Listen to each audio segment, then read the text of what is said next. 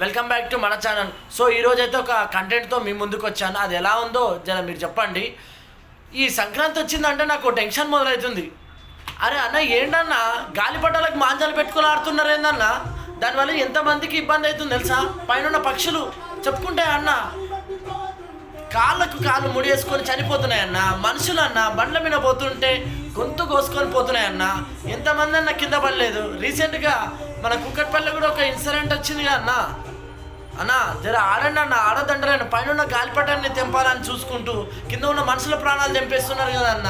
మీకు తెలియకుండానే దయచేసి ఇది పోలీసుల తప్ప మనుషుల తప్ప అనుకునే సమయంలోనే అనర్థం జరిగిపోతుందన్న.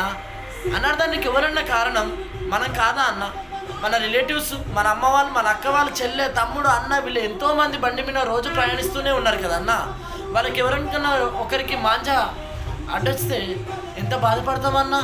ఎవడేసిండ్రా వాడుకోమని తిడతాం మనం. అలాంటిది మనమే మాంజాలు పట్టుకొని గాలిపటాలు ఎగిరేస్తున్నాం. మాంజా పట్టి ఆడొద్దని అనట్లేదు, దారంతో ఆడండి, గాలిపటాలు ఎగిరేయండి. కానీ మనుషుల ప్రాణాలను కూడా గుండెల్లో గుర్తు పెట్టుకొని ఆడండి అన్న. ఇదేదో నా కోసం చెప్పట్లేదు.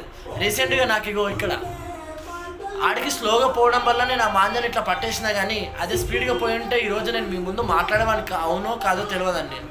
అందుకే నాలాంటి వాళ్ళు ఎంతమందికో ఆ మాంజాను రక్షించండి, దానిలో మీరు పుణ్యులు కట్టుకోండి.